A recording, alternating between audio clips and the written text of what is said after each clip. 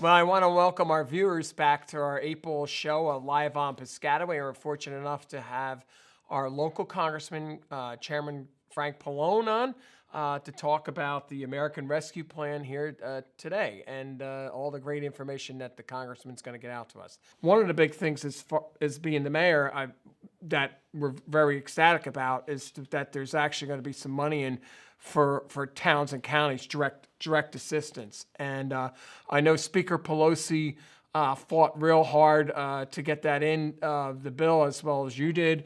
I know during the first couple relief package bills that were signed in by former President Trump, that they did not want to have any aid to counties or states and or local municipalities. It was a philosophical difference, which I disagree with, but I want to thank you for getting that over the finish line. So maybe you might want to talk a little bit about what that aid means to the local municipalities. Well, thank you, Brian. Thank you, Mayor. You're right. I mean, this was very important to me and to the Democrats, and unfortunately, the Republican leadership didn't support it. We just know that every level of government, state, county, local, have all either had revenue shortfalls or have had to spend money that they wouldn't have to normally spend. And, a lot of that relates to additional public safety needs, additional health needs that caused additional expenditures, or in some cases, they actually lost revenue, because they were not able to collect as much property tax, or, maybe they had a parking authority or something that didn't, collect the money that they normally would. And so I think for the state, it was something like for New Jersey received about 6.4 billion. Piscataway received about 5.5, I think, and then the schools as well. So for the most part, the school systems have gotten about the same as the town, but I think in Piscataway it might have been a little more. It was more like 6 over. Yeah. So, and all this is important. I mean, you talk about the schools, for example. I mean, obviously they have to reopen. This whole idea is that they can reopen. The governor has said that they'll all be open, in person by the fall. Many of them are hybrid now. And this would be like for screening, for testing, but anything. I mean, it's I don't want to say it's just totally flexible, but there's a lot of flexibility in terms of how you would use that money, certainly. Well, I know for the municipalities, it is very flexible. For instance, a lot of towns and counties aren't truly going to feel the total impact of the downturn in the economy until companies, corporations start filing their tax appeals this month by law. Right. And having to dealt with this during the last downturn in the economy in 2009, 2010, towns and cities really don't feel the true effect until 2 or 3 years after Exactly. the downturn, because it takes that long to work the financial impact into the equation. But I mean, Right. in this instance with this one, towns and cities were filling it up front. Like, for instance, city of New Brunswick, they lost a lot of revenue with the parking authority. Exactly. Bridgewater, since the hospitality industry has cratered basically, as well as the conventions. I mean, they relied on a lot of that. They in got their money from community. like the hotel tax too. That's probably. correct, and we're feeling the impact from non-occupancy at our hotels, which means the hotel tax. So, Right. most experts don't see that industry coming back within the next 2 or 3 years. In order to get that back and running, but in the interim, they file appeals, and you're down lost revenue, and so it is. It has a broad impact. I mean, because we rely on revenue to support, essential services, your police, your fire, your public works departments, your health departments, and you name it. And I think Exactly. that's why the mayors and county officials across the country were extremely ecstatic that there was a help. It's not going to be the cure, but Yeah. it will help hopefully get by for the next 2 to 3 years. so Right. to And we don't speak. want you to have to not provide services, Yeah. lay off people or not provide services. And particularly in the state level, I mean, the state had to borrow something like $4 billion. So when you talk about giving them 6.5, a lot of that is just going to pay back the loan that they got from the federal government. basically. That's correct. A lot of it's going to be paid back, and a lot of towns and counties actually borrowed out for operational purposes, believe it or not. So, Yeah, because you couldn't cut which back has on got the to which has got to be services. paid back. There is Yep. another one of the other components, I think, is the recovery rebates to individuals. I guess that's the quote unquote the $1,400 paycheck. Right. So I know people are supposed to start seeing money coming from Treasury within the next Some week or two. already have. I mean, Okay. some people, Brian, actually got, those with direct deposit, many of them already got the checks. They got them within a couple of days, but it's still going out over the next few weeks. And if you didn't have direct deposit and you have to get a check, you probably haven't seen that yet, but you will, if you're getting a hard copy check, you probably haven't gotten that yet, but you will in the next few weeks. Yeah, and I guess some people they have to wait until they file their taxes, depending upon where they Right. were in the 2019 filing, versus the 2020 filing. Right. There was also the earned income tax credit, or Yeah, that's right there. very important. You might want to There's talk a little bit about, in case some Sure. lay people don't understand what that's about. Well, I mean, we use the term tax credit, but in a lot of cases, it's actually just a check as well. All right. So, I mean, I have the statistics here that say that it would expand the child tax credit to 3,000 from 2,000 for each child aged 6 to 17, and children 5 and younger would be eligible for 3,600.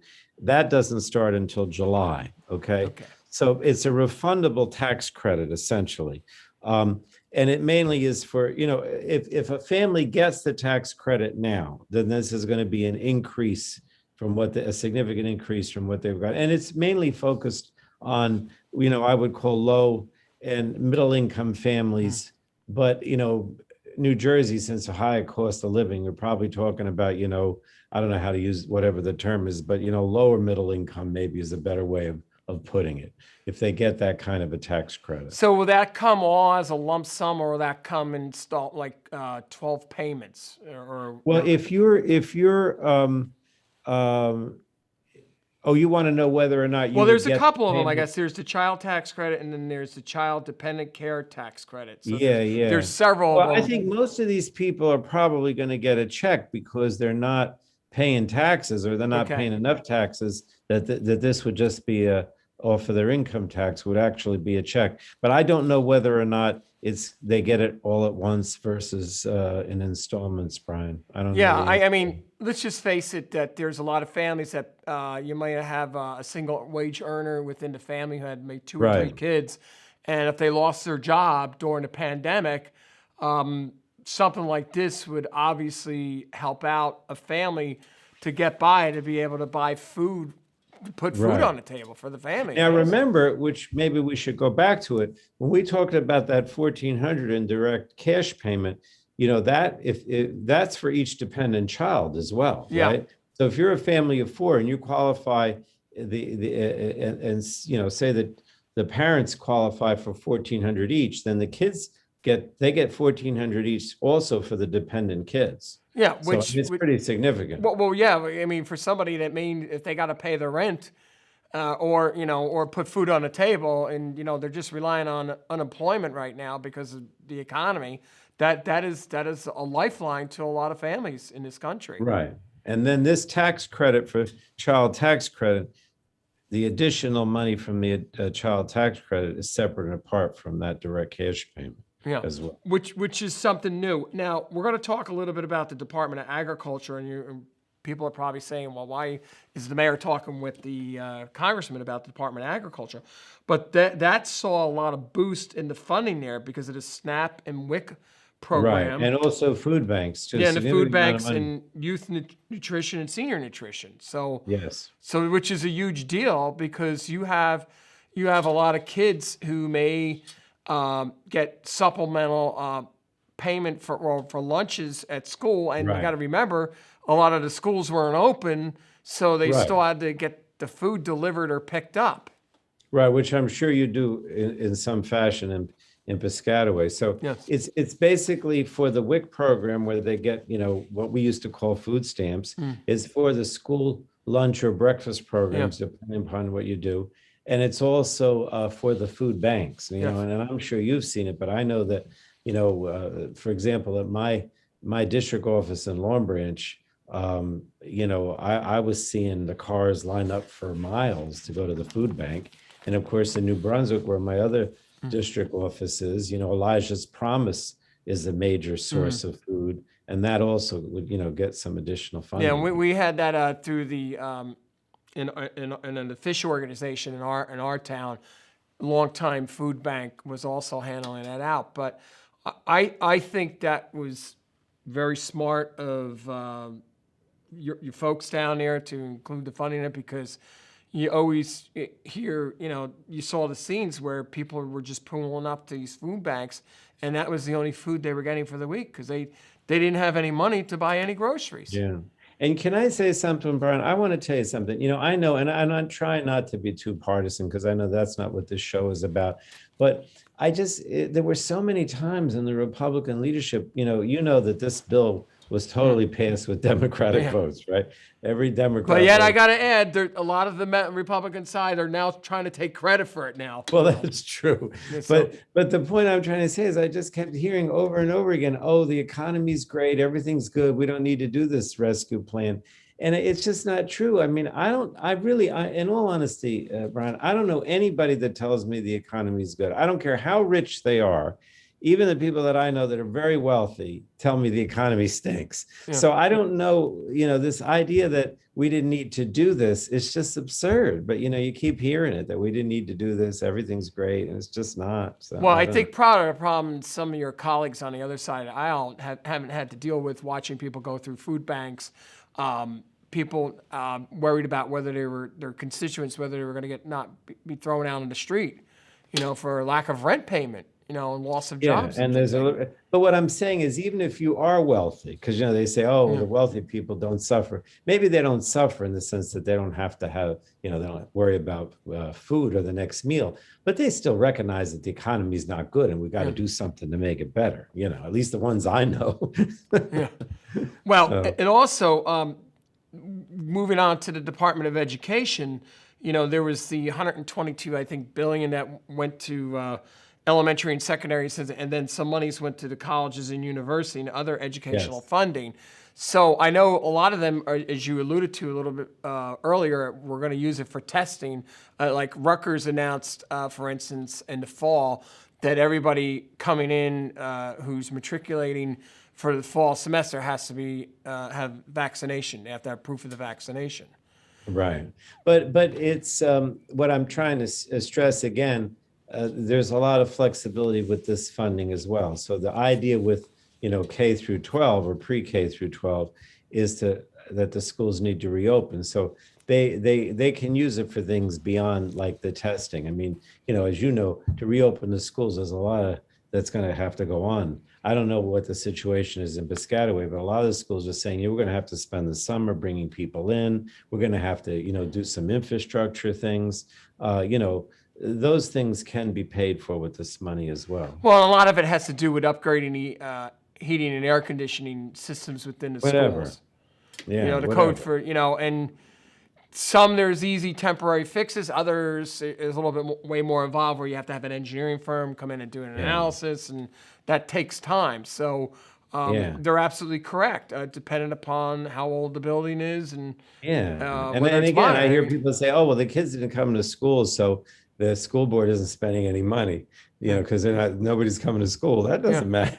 No, I mean, I think, and the support. You know what? I had to laugh, Congressman, because I actually had somebody call my office last week complaining, well, shouldn't we get a refund on the taxes that we pay for the school district? And I politely said no, because you know what? Even though there's no kids in there, they still have to maintain the facilities. Well, not only that, they still have to pay the teachers and all the support staff. What are they supposed to do? Lay them off? I mean, come on, know? No, but anyway, these are the things that you and I are very familiar with. But I mean, I understand how people are concerned, but listen, this is crazy times, and it requires thoughtful answers and solutions right here. And obviously, the folks, meaning your side of the aisle, is actually providing some answers. The Department of Health and Human Services, there's a bunch of programs in there about establishing I guess for lack of a better word, more COVID infection, diagnose, trace, monitoring, and mitigation of Yeah, COVID infections. Now, I know, this is I the know your stuff that I committee was, has this is jurisdiction what I was over, mostly involved with. so, Yeah. My committee, as you know, is that I chair, the Energy and Commerce Committee, has the health jurisdiction, also broadband, energy, that type of thing. So the biggest chunk of money for us, and what I want to explain to you, I'll try to be brief, is, and again, it's going to sound very partisan. For the last year, beginning last March of when the pandemic really began in earnest, unfortunately, I was calling on President Trump to have a national strategy. What I mean by that was that take over the testing, the tracing, the supply chain, to the states and to the hospitals. When we had, as you know, this time of year in March, April, May was when hospitals were running out of ventilators. They didn't yep. have gloves. They didn't have masks. It was an awful situation. And I blame the fact that we didn't have a national strategy. The states were on their own and the hospitals were on their own. A lot of the hospitals were paying for these things that I mentioned 2-3 times as much because they had to compete for a limited number of supplies. And so what has happened now with this American Rescue Plan and with President Biden is he said this is going to be a nationally coordinated plan, right? And so that's why he's able to get up and say, he originally said we're going to have 100,000 shots, vaccinations in the first 100 days. He met that in the first 58 days. And now he's saying we're going to have 200 shots by the first 100 days because they have nationalized this program. It's all right. Look, I'm all for federalism. I'm all for local control. I got to but interject. not when it Why do you comes to think the health. prior president refused to try to nationalize? It was I think obvious that there needed some coordinated effort in production of the vaccination. I don't get why there was pushback on to go that route when it was obvious that's what had to happen.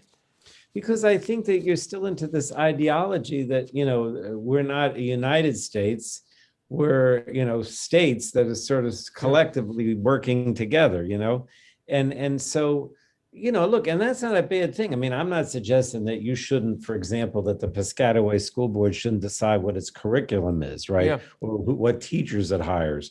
But on the other hand, when you're talking about health, a healthcare system, it's global. I mean, when you talk about diseases, they spread. It doesn't matter, where the line is between Piscataway and New Brunswick. The diseases pay no attention to that, right? Nor to, the race or ethnicity of the people. And so that's why I think that it didn't make sense to treat this as a traditional thing. Well, the states, the states' rights and states are on their own and deciding. I mean, I would, obviously that went on. You saw huge variations between how states reacted to this. And I'm not saying the states would be totally told what to do, but there should have been national guidelines. There should have been a national supply chain. There should be national, as you say, production of this. So that's what's happening now with this bill. And so there was money to accomplish that, the resource to accomplish that. And I think you're starting to see the effects of it because you're not seeing the shortages and you are seeing the vaccine jump, the number of vaccines and shots jumping up, and there's going to be a lot more testing, and there's going to a lot guidelines for schools on how to reopen and what they have to do for testing and contact tracing. This didn't exist before, so I really want to stress that because it's. And the crazy part is, you mentioned two bills, this bill and then the next infrastructure bill. Even though this one has the money for the towns and has the cash, this is primarily a bill to crush the virus. Okay. This bill. Now, there's still pushback in other parts of the country that they don't want to do testing or contact tracing or have your masks on. I mean, I remember in March when this first happened, I was mortified and thinking, oh my God, what if I lost all my volunteer firemen and EMS and PD in day-to-day operations? We were fortunate enough that, by the first week of April, we were able to procure enough masks for everybody who had, first responders, but not every towns were able to do that. And, I just, to me, I felt as the mayor, I felt for the first time, helpless in a situation where it was out of our control. It was a supply and demand or the logistics and everything that we couldn't actually get, the supplies. I Yeah. mean, fortunately now we have a company that's producing a couple 100,000 N95 masks a day here in Piscataway, but the issue is that wasn't the case, back in March of 2020. Nobody No. nobody knew at the national level, state or local level. And you remember that, for example, in New Jersey had to, and our governor Murphy had to go to other states to get the ventilators. That's right. So he was getting ventilators donated. Well, I mean, they may have to pay for them, but they were getting them from other states, and they had to deal directly with the other states. It wasn't like the federal government was playing any role. And that's it's just it was not the way it should be. Well, Really. this is a classic case. You in a situation when it's a national pandemic, you really need leadership from the top to help the 50 states out where it filters down, and you just can't wash your hands of it, and because it doesn't work that way. And we Exactly. obviously saw the unfortunate fruits of that by the washing your hands of the policy and taking a step back, denying that it was expanding, and then it ended up costing almost 600,000 lives, which was Right. terrible. And unfortunately, there are some states that are opening too quickly, and now they're seeing some of the variants creeping in. So this isn't over, but it's certainly getting better. And so I'm happy to see that it is getting better. Now, there's another segment, I guess, under your jurisdiction in there. It's called the public health workforce. They provide Yeah. like almost. Now, what is that about? It's about specialists. I guess it's putting money towards having more people in the field to Yes. specialists and epidemiologists, I think. Yeah, and I don't know. Again, I don't know how it applies to individual towns because they're all different.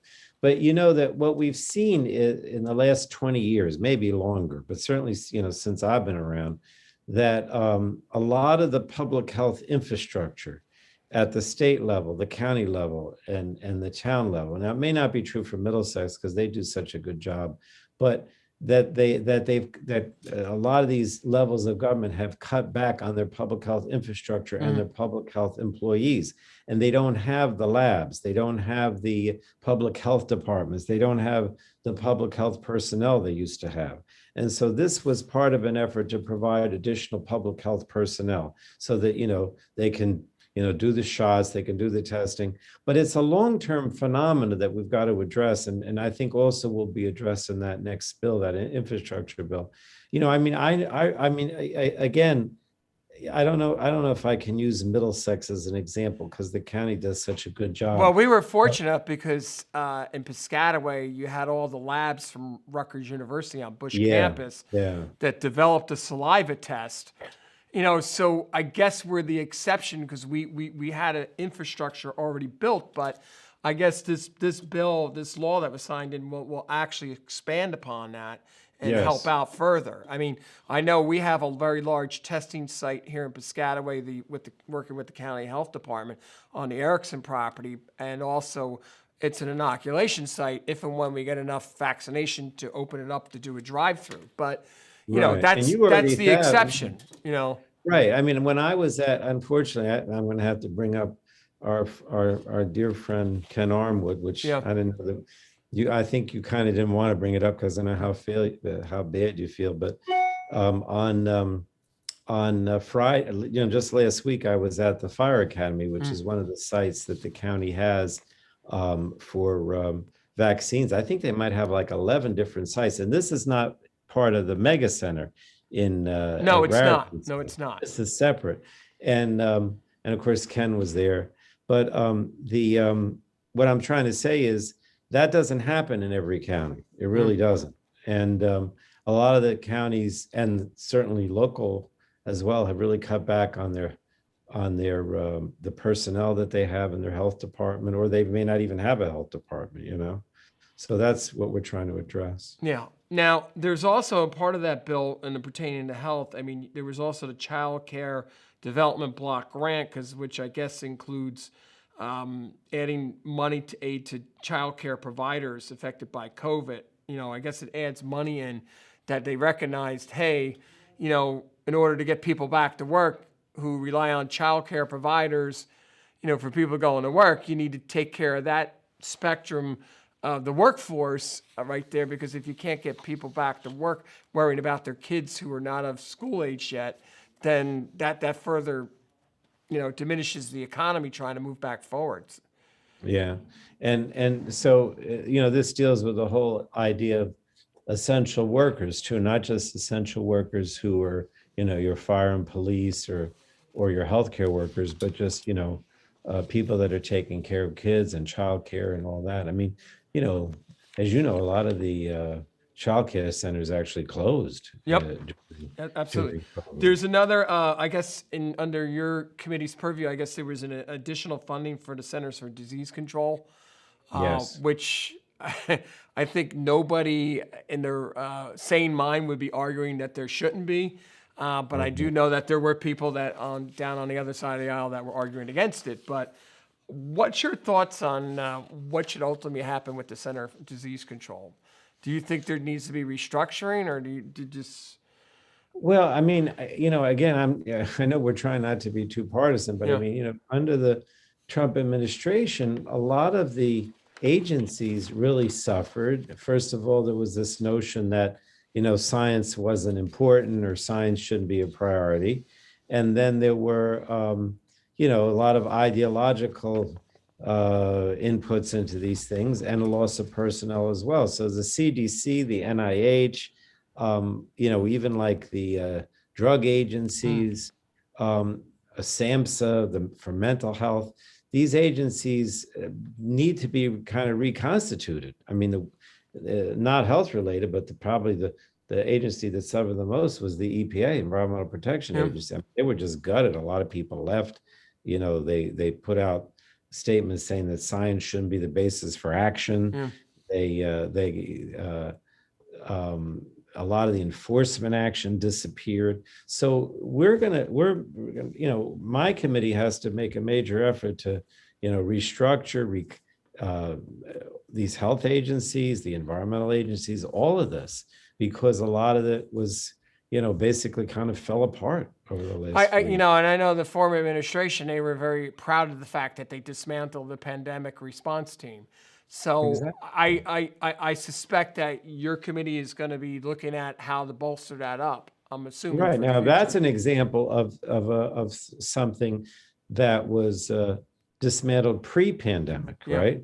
I mean, not totally, but the point what I'm saying is that we had this team, if you will, that was designed to try to preempt these pandemics, right? In other words, they were designed to see if they were coming and what could we do to prepare for it, and they were dismantled, right? So that made it more difficult to prepare for the pandemic, and that's got to be reassembled. That's a perfect example. And I'm sure you're going to have a lot to say about that since it becomes before your committee. The community health centers, the additional funds for that, what kind of impact do you think that's going to have around the country? Major, as you know, as very quickly we started to realize that there was a lot of disparity in the sense that people who were in underserved areas didn't get tested. Hospitals in underserved areas weren't able to do a lot of things that other hospitals were able to do. And the same thing happened with the vaccines. When the vaccines started to be distributed, there were a lot of, there were fewer people getting vaccinated who were, minorities, racial and ethnic minorities. And so the community health centers, I don't know if many people are familiar with them. I guess the one that's closest to you, Brian, is the We'll be in New Chandler Brunswick. in New Brunswick. And these were set up as, people called them clinics, health clinics. They were set up for people in underserved areas, not necessarily people that didn't have health insurance. Many people go there will have Medicaid, but they're not able to find a doctor, right, or a specialist. And so that's what Chandler does. And there are others in our district, in Middlesex and Monmouth. They tend to be in the more urban, areas. So there's one in Perth Amboy, there's one in Long Branch, and what we did is we wanted to boost them up so that they could deal with the pandemic more effectively in these underserved areas. And one of the things that I'll take personal responsibility for is that when I went to the White House to talk to the president and vice president about this American Rescue Plan, I said, you've got to get the vaccine directly to the community health centers, because they're the ones that are going to serve these underserved communities. So as of now, I think maybe with the exception of one in Asbury Park, every one of the community health centers in our district is getting direct vaccine and opening up mobile clinics and sites. Well, that and the idea of the community health centers is that those are the individuals that are used to going to the clinic, more than likely would go there to get an Yeah. inoculation shot versus going to some large drive-through Well, they can't place. get there, like Or they people in- can't get there because they don't have mobility. a lot of people in Perth Amboy said they couldn't get to the Yeah. mega center in Edison. Or then you got the language problem too, and they may not trust, or you got language barriers. So that's why that was important. Now, also in the bill, we're jumping now to the Homeland Security. There was evidently a bump in FEMA money there for towns and cities and other agencies for personal protection gear for the pandemic. Yeah. Which, Well, they also operate these mega centers, right? Yeah. FEMA operates the mega centers. So there was that too. the Environmental Protection Agency, I think that received a bump in allocation of monies right there to look for grants and things like that. Under the Clean Air Act and everything else. Now, what is that? What is the ultimate idea with that bump? I mean, I realize that agency has been pretty, for the last 4 years, was gutted, as you said before. This is just a clawback to help them survive, basically. Right, but there's also the fact that a lot of their functions relate to health and safety as well, right? So in other words, I forget what the name of the agency, but they have like an environmental health agency that deals with things like asthma and how people are impacted with respiratory problems. And of course, the pandemic is a respiratory disease, right? So a lot of that kind of interacts with the health and safety aspects as well. The Department of Housing and Urban Development had emergency rental assistance, homeowner assistance funds, and homeless funds and food shelter. Do you want to expand upon any of those? I mean, I don't have to tell you that many people just couldn't pay their rent. So this is a way of helping them pay their rent. And that program has been expanded now too. The governor just announced it the other day. I forget till when, but it's been expanded for several months now because of this funding. Well, that also helps out even the homeowner assistance, because you have people that are. Oh yeah, for mortgages, for people who might mortgages. lose their mortgage, to help with mortgage assistance. I mean, yes. Granted, people still are going to owe the mortgage whatever the interest is and things like that. But, do you really want to dump a lot of people out on the street Well, of when course. there's no place? Because otherwise, if they're not in the home, they're going to be going to some apartment complex, or they're going to need Right, and some then that assistance. becomes a burden on the town too, right? They can't pay their mortgage, and then you lose the tax revenue. I mean, it's it's just Yeah, a because down. you have the whoever owns the property. If they're not being able to collect the rent, they still have to pay taxes, also. So that was a good thing. The Small Business Administration had the Paycheck Protection Plan. I guess that was their main thing. I think that and with the Restaurant Revitalization Fund has single-handedly probably prevented another 30% of the restaurants from going under. Absolutely. It was There was probably an one of the best components of the Relief Act, right there. Yeah, I think there was an additional $7.5 billion for the SBA, for the small business loans and grants, and then there was a special carve out for restaurants and I think small entertainment venues too.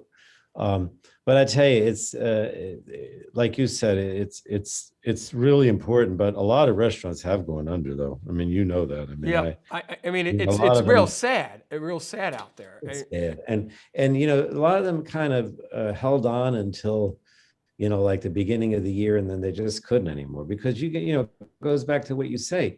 People say, oh, things are going to get better, so why do they need this money? But people are very reluctant to go to restaurants. I mean, I think they're up to like 50% capacity now, right? But Yes. I'm never seeing. Well, a restaurant I that just has 50%. last week I extended the executive order here in the town to allow the capacity outside too. I did another 90-day extension because if I could throw a lifeline to these businesses until we get by, we're going to do what we got to do to try to help them out. Right. But I mean, the governor's expanding the capacity, but it doesn't mean more people are going. Well, you still have people that are apprehensive about going Of inside to eat course. too. And so I when I go around to some of the restaurants, I don't see anywhere near the capacity that's allowed. Yeah. And the outside is very important because people are less afraid to go outside, obviously. Yeah. The Department of Labor had the unemployment insurance. Obviously, Oh, that's very important. Yeah. You might want to. So in other words, we expanded the unemployment benefits until September, I believe. And that's an extra September $300. 6th. And it's an extra $300 a month. And that was, we should have probably mentioned that from the beginning because that is very important. And a lot of people are going to see that who are getting current. And then there was also the payroll tax credit extension for paid sick, family, and medical leave, which I think is a huge deal for a lot of people that are But I on think that. the unemployment is the most important because that was going to run out in March, I believe. Yes. And now it's been expanded till September. Department of Transportation, I think Amtrak, which is huge in our area, got a bump to try to get them back to help out with their situation there in aviation. And that's maybe, I don't know how much more you want to talk about this bill. That's maybe a moves to the next bill, the infrastructure Well, bill. and we're going to get to that. So we pretty much covered everything that was in the bill that was signed in by President Biden just a month ago. Right. So moving forward now, you're working on an infrastructure bill. Yes. Can you tell, we got about 15 minutes, so maybe you could talk and explain a little bit about what the thought process is for the infrastructure. To me, I know I forwarded over, we have about probably $25 million worth of road projects ready to go that really, we could put it out to bid tomorrow and award within 45 days, shovel ready. But, I know during the American Recovery Act, when President Obama was president, I know that's one of the things that they were always looking for shovel ready. I mean, there's a whole different idea of what people think is shovel ready. I know. So, Well, let me tell you this. Again, as you know, many of the things that we talked about in the last half hour or so with this American Rescue Plan were not necessarily health related. But the bill that we've been talking about so far, the American Rescue, was really primarily designed to crush the virus, right?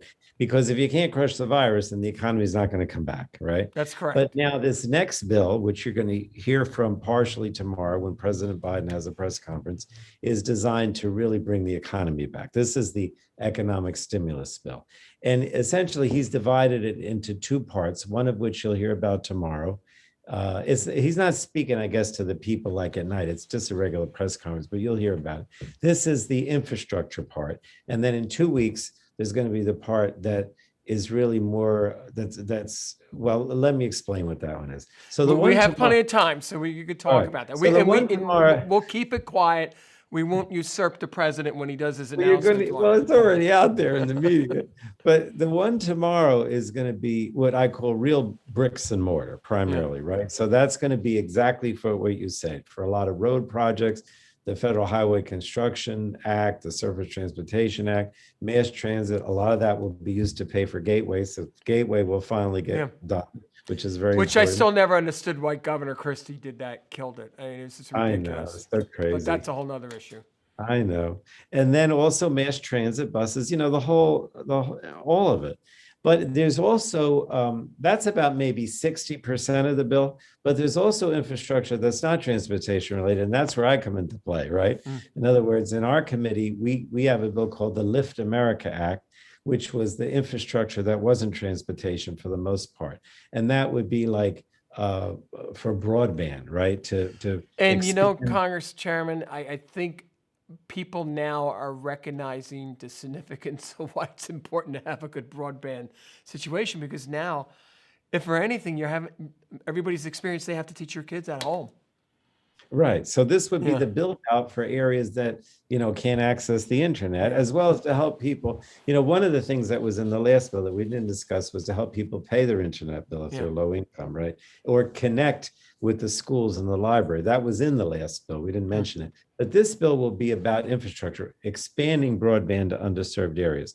Then there's also the upgrading the electricity grid, right? Particularly with more efficiency and doing a lot of things that are climate related, like, electric charging stations, use of electric vehicles, and the infrastructure for that.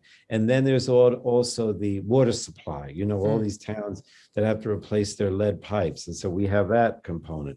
And then we also have a brownfields to clean up toxic waste Which sites. is very Okay. big for the state of New Jersey, given all the Superfund Exactly. sites that we have. Exactly. And then finally, there's going to be a health infrastructure component to, community health centers, hospitals. So those are the things that come under my committee. So when I talk about infrastructure, most people will think of it as primarily transportation, but it's not. It's infrastructure in general. Well, There's I also think schools. from There's everybody money saw on the for schools. national news 3 weeks ago, the state of Texas, classic example of their infrastructure basically almost collapsed. Right. Electricity. Well, that we had a hearing on that, Yeah, and they their problem is they isolated themselves from the rest of the yeah. country. That's another story. But it'll also have a school construction component and a housing construction component as well for affordable housing. So all that is probably going to be like almost, it'll be as big as the last bill. Now that's that component. Then in 2 weeks, he's supposed to talk about we're going back to health again. So that's again where I come into play. In the American Rescue Plan that we talked about earlier, we also addressed the issue of health insurance because, as you know, Trump tried to kill The the Affordable Care Act. You remember, I'll go back to Yep. our hearing in Piscataway, the Yep. famous Yep. August in Oh, Piscataway. I vividly remember that. When we had like 2,000 people, we Yeah. were there till 2 o'clock in the morning. We had like 2 sessions. Yep. I thought you wanted to kill me because I brought everybody. I was the one that asked you to have the public meeting. It was in interesting. Piscataway. It was very interesting. It was the biggest public meeting I ever had, like 2,000 people at your municipal building. So anyway, but Trump tried to kill it. He wanted to repeal it. If it wasn't for John McCain, it would have been repealed, right?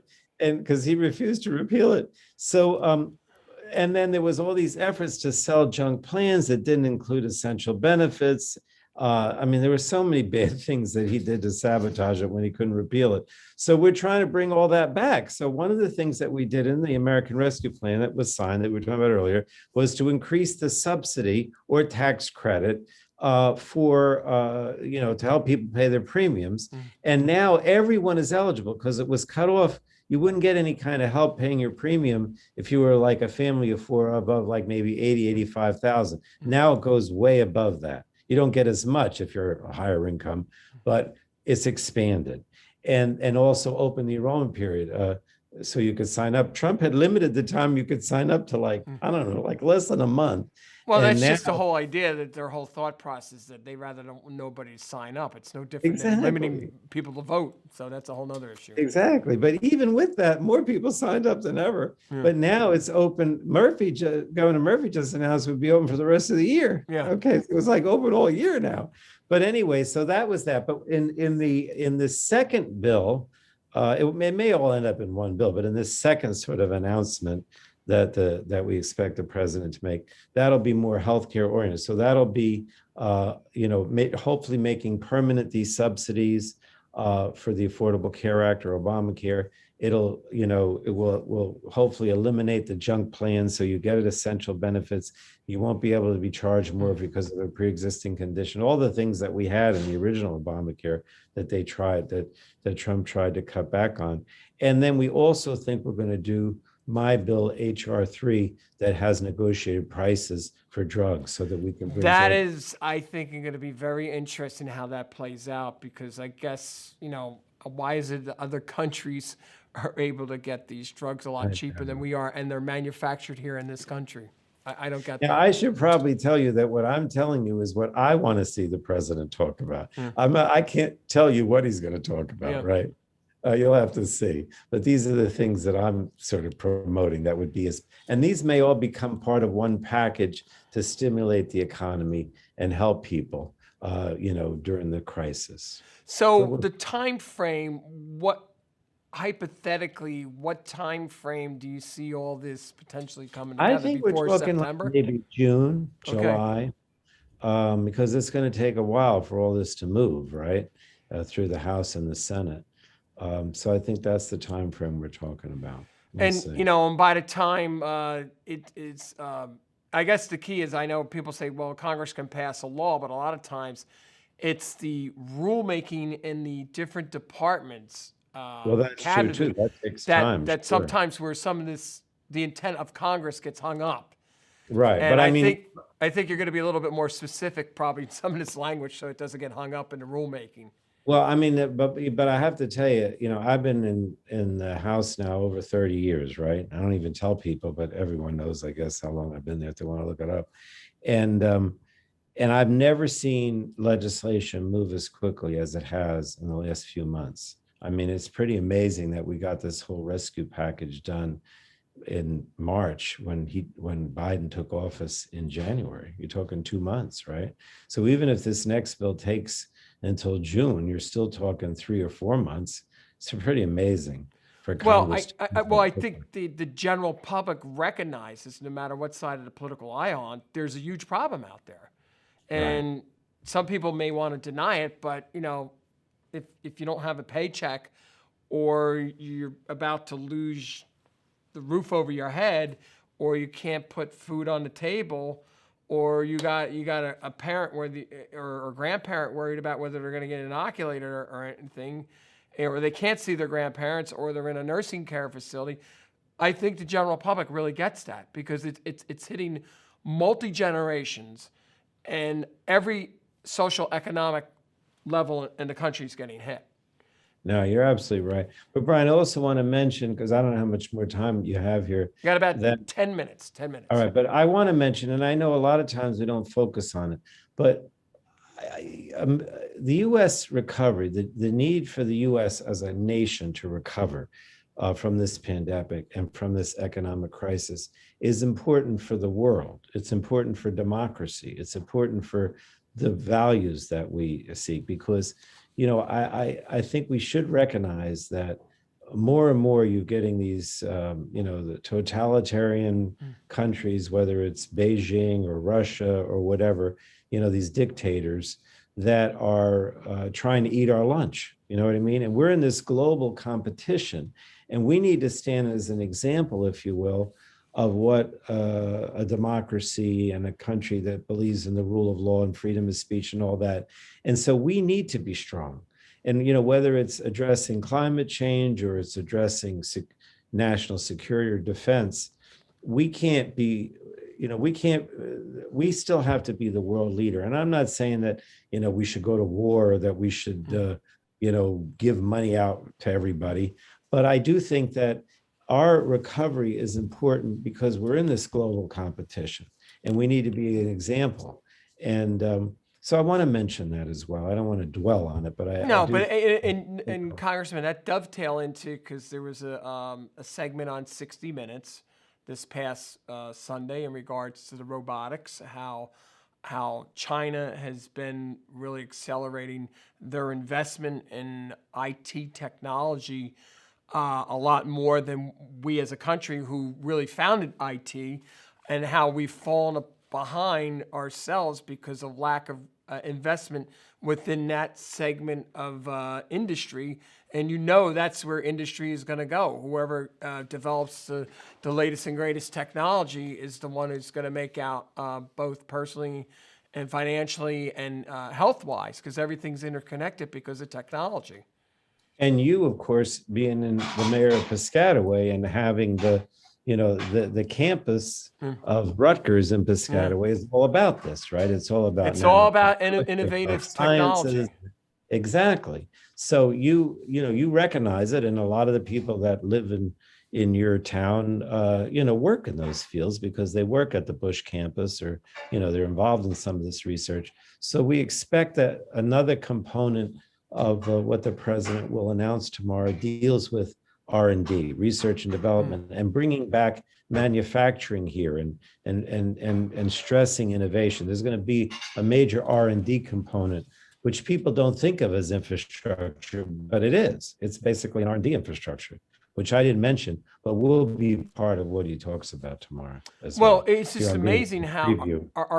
our country does have the potential. I was fortunate enough to at a Rochester Hills, Michigan, at a company up there who has a robotics. They developed robotics for the auto industry, and Mhm. it has an overlay applications towards just every other industry there. But whoever's the first to solve these issues with that, and that's the country that's going to take the foremost lead. And the concern is, I think we as a nation have not been focused on investing on things that obviously for the 21st century are going to need to be done, whereas other Absolutely. countries have figured it out and are investing money in those fields.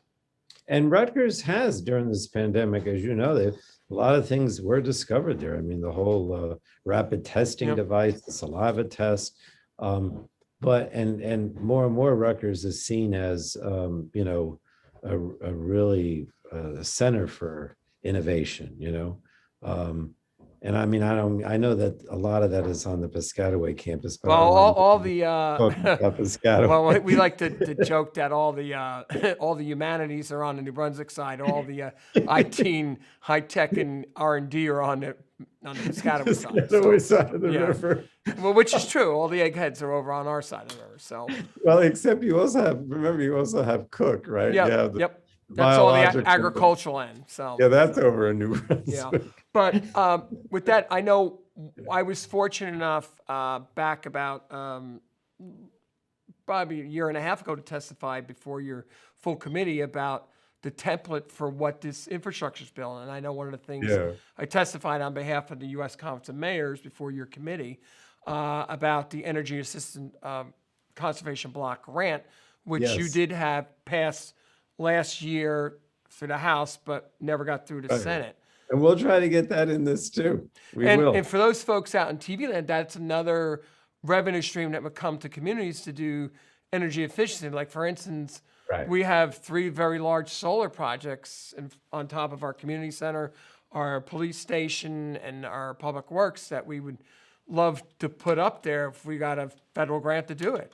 And we're going to try to do that. What I didn't mention is my committee and I have put together a bill called the Clean Future Act, which is our climate action plan, right? Yeah. And this is designed to try to meet the UN standards that by 2050 we would have net zero,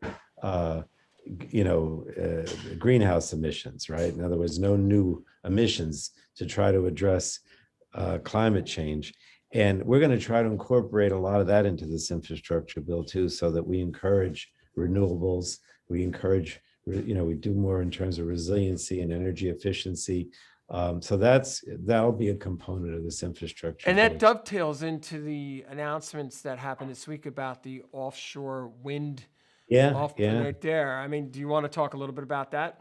Well, I mean, as you know, the President Trump went out of his way to kill the industry. I Yeah. mean, when there were companies that wanted to move to offshore wind off of New Jersey and wanted to get a permit, he made it impossible for them to even get one, right? Yeah. On the other hand, Governor Murphy has been encouraging it. So basically, what he did yesterday was announce for I believe, New York and New Jersey area, offshore at least, that it would be a lot easier, and they would, be selling these leases for offshore wind power. Well, it's And interesting because I know the mayor, John Mitchell from New Bedford, Massachusetts, and that's yeah, looking to be, even though it was noted as the largest seafood fleet on the is. eastern seaboard, but the scallop capital of the world. But what most people don't know, I guess their next initiative is offshore wind, where the manufacturing of the large turbines and the blades to put offshore wind. Well, see, that's another thing that we've lagged behind on. Um, a lot of the manufacturing of the turbines and the solar panels has gone to China, right? So it's important not only to place these windmills and to use the solar panels, but also get back to manufacturing them and making that competitive here too, because we don't want to lose out on that, because that creates all kinds of jobs as well. So And the Eastern Seaboard, with the wind patterns the way it is a natural place to, from what I understand from what Senator Smith was saying, that it is a natural place to have those locations of the right, the offshore. offshore is where the wind power is in New Jersey and New York, and out west, of course, it's inland, with the windmills, because they have that Great Plains. There's a lot of wind out Up there. in Iowa, yeah. But here it's definitely offshore. And you could tell that we'll tell the New Bedford people that we have better scallops here too. Oh no, that's very, very big of scallops up there. It's I kind know, of but funny. we have a scallop. We have good scallops. Of You can course, get New it. Jersey does. Absolutely. You can have it Belford and some of the other Yeah. places. Belford is in my But district. I guess we're going to close up. We got about a minute and a half left. So I just, what's your take of what people should see over the next, say, 5 to 6 months here in this country? Well, I think it's basically the two things that we mentioned, Brian. First of all, crushing the virus, right, which is what this first bill that we talk so much about is designed to do. Because without doing that, there won't be an economic recovery, in my opinion. And then the second thing is to do what we can to create this economic growth that's been lagging, right? And that's where the infrastructure is a major part of it. Because we know that if you invest in infrastructure, you're going to create a lot of jobs, everything related to it. So those are the two goals, really. No, and I think that is the key. I know the New Jersey League of Municipalities, the New Jersey Conference of Mayors, the U.S. Conference of Mayors, we're all on, after speaking with mayors on both sides of the political aisle, we're all on board. We want to be supportive of the initiatives that you are pushing through your committee and also your other colleagues out there, because we see at the local level what trickles down actually does help our communities out. It's just a question of trying to convince some of your other colleagues on the other side of the aisle that actually is a good thing. So yeah, and again, I don't know. I just think that this Republican sort of denial of the need to address this crisis is more at the national level than it is at the local level. I mean, I don't hear that. I have in Monmouth County, I have a lot of Republican mayors, right? And I don't hear that from them. I just hear it from the congressmen and the senators, this sort of denial that there's a crisis and we don't need all this aid. I don't think that's what the average Republican. No, and I think the officials at the local level, whether you're county or local, I mean, we have to deal with the residents every day. So we understand the urgent need of the action that you're attempting to do to try to help the people, within the communities and the counties across our state and the country. So we definitely want to thank you, Chairman Pallone and Congressman Pallone, for all the hard work that you and your colleagues here in the New Jersey delegation, as well as Senator Menendez and Senator Booker have done. And this is one thing we don't have to constantly call the phone, because you always do the right thing. So. Well, thank you so much. And thank you for inviting me again for your TV show. I always enjoy coming on. Thank you. So we're going to have you come back on over late summer, Sure. right there to see what kind of progress. So now, what's the story with the recreation center? It's open. We're at 50% capacity now. So what an incredible place! Everybody loves it. So, and that's great just news. Incredible. That's such a big achievement. All right, Mayor. Thanks All right, again. thank you, Congressman. Appreciate Take it care. stopping by. Well, I want to thank Congressman Pallone for stopping by Ion Piscataway once again, as always, and for giving us a lot of great information out here on what's going on in Washington and how it expects to filter down here at the local level. So we'll see you soon the next time on the Ion Piscataway.